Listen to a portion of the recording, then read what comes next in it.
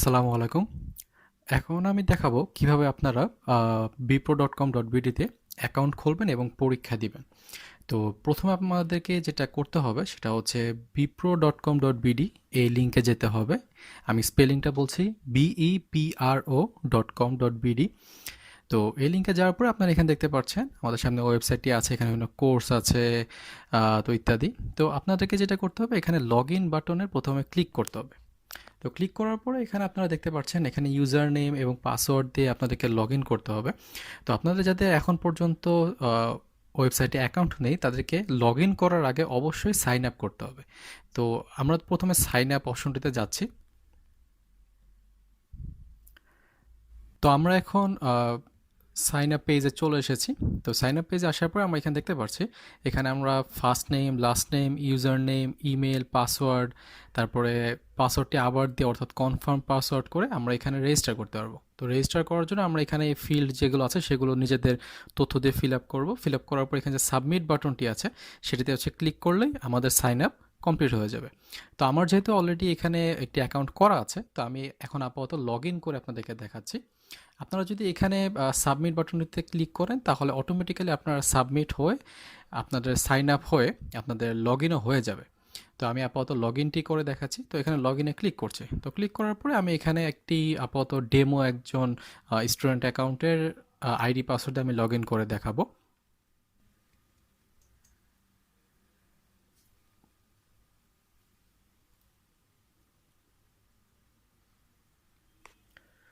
তো আমরা দেখতে পাচ্ছি লগ ইন আমরা করে ফেলেছি আমাদের ইউজার নেম পাসওয়ার্ড দিয়ে। তো লগ ইন করার পরে আমরা এখানে আমাদের ড্যাশবোর্ডে চলে এসেছি।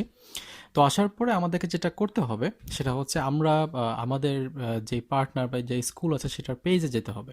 তো এখানে আমরা উপরে দেখতে পাচ্ছি যে এখানে আওয়ার পার্টনার্স নামে একটি অপশন আছে, মেনু আছে। তো সেখান থেকে যেমন আপনি যদি সানশাইন গ্রামার স্কুলের হয়ে থাকেন তাহলে সেটার পেজে যাবেন, যদি চিটাং সানশাইনের হয়ে থাকেন তাহলে সেই পেজে যাবেন, এরকম আর কি। তো আমি আপাতত সানশাইন গ্রামার স্কুলের পেজে যেয়ে দেখাচ্ছি। তো এখানে আমি আসার পর আমি দেখতে পাচ্ছি এটি সানশাইন গ্রামার স্কুল অ্যান্ড কলেজের হচ্ছে পেজ। তো এখানে আমরা দেখতে পাচ্ছি তাদের হচ্ছে একটা বিভিন্ন স্কুলের তাদের পরীক্ষা ইত্যাদি ডিটেলস দেওয়া আছে। আর আপনি যদি এখানে আওয়ার পার্টনার্স থেকে চিটাং সানশাইনের স্কুলের পেজে যদি আমরা যাই তাহলে আমরা দেখতে পারবো এখানে চিটাং সানশাইন স্কুলের পেজটি আছে এবং সেখানে চিটাং সানশাইন স্কুলের যে কুইজ বা এক্সাম আছে সব এখানে দেখা যাচ্ছে। তো আমরা আপাতত চিটাং সানশাইন স্কুলের যেই এক্সাম এখানে আপাতত একটি দেওয়া আছে ডেমো কুইজ।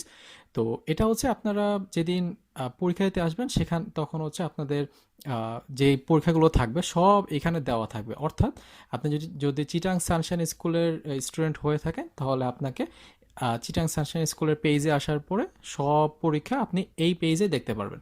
তো আপাতত একটি ডেমো কুইজ দেওয়া আছে। তো আমরা এই কুইজে যে দেখছি এখানে রিড মোরে আমরা ক্লিক করব।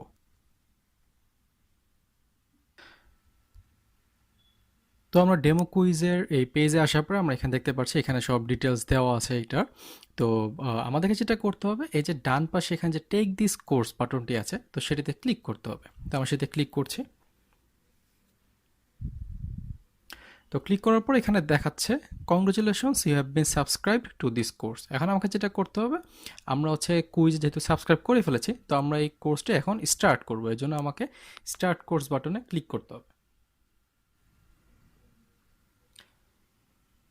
তো ক্লিক করার পরে এখানে দেওয়া আছে please click on the start course section to start the course. তো এখানে যে আমাদের স্টার্ট কোর্স যে বাটনটি আমরা এখানে দেখতে পাচ্ছি স্টার্ট কোর্স লেখা আছে, তো সেখানে আমাদেরকে ক্লিক করতে হবে। তো ক্লিক করলে আমাদের কুইজ শুরু হবে এবং বাম পাশে আপনারা দেখতে পাচ্ছি যে ডেমো কুইজ এখানে একটি যেটি দেওয়া আছে অপশন, তো সেটি হচ্ছে আমাদের আজকের কুইজ।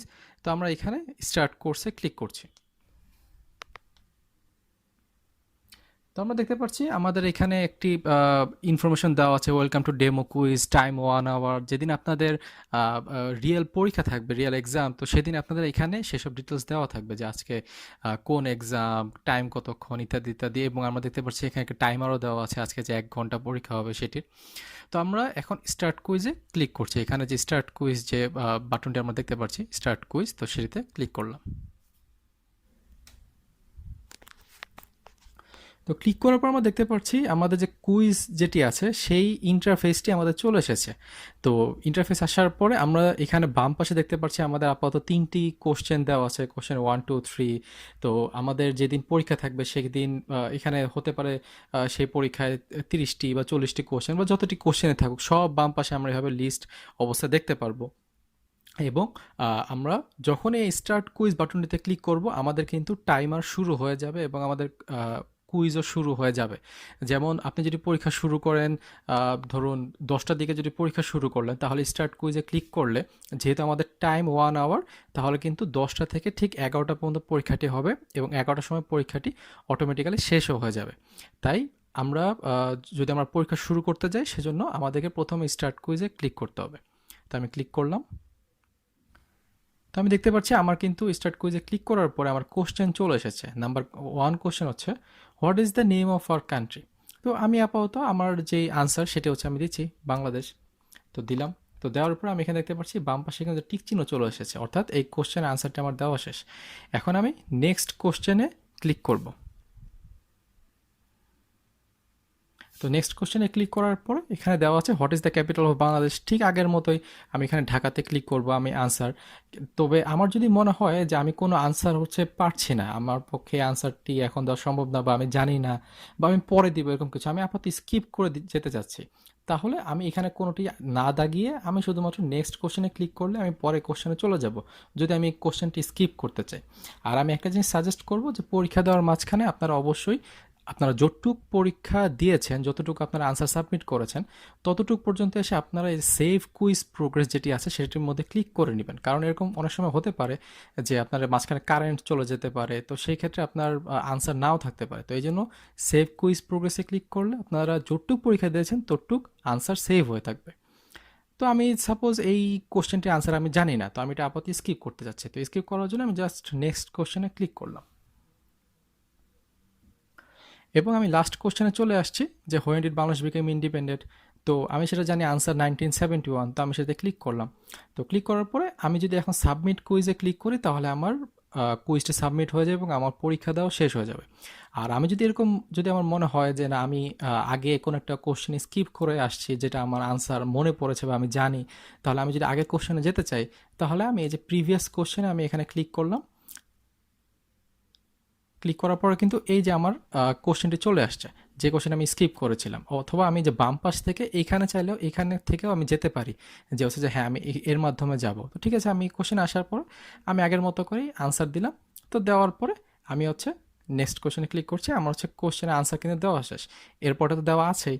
তো আমার যেহেতু পরীক্ষা সবগুলো কোশ্চেনের আনসারই দেওয়া শেষ, তো এখন আমি এই সাবমিট কুইজ বাটনে ক্লিক করব। সাবমিট কুইজে দেওয়ার পর আমাকে একটা কনফার্মেশন মেসেজ দেখাবে যে হচ্ছে আমি কি আসলে এই কুইজটি সাবমিট করতে চাই কিনা। তো সেজন্য আমি শুধু কনফার্ম বাটনে ক্লিক করলাম।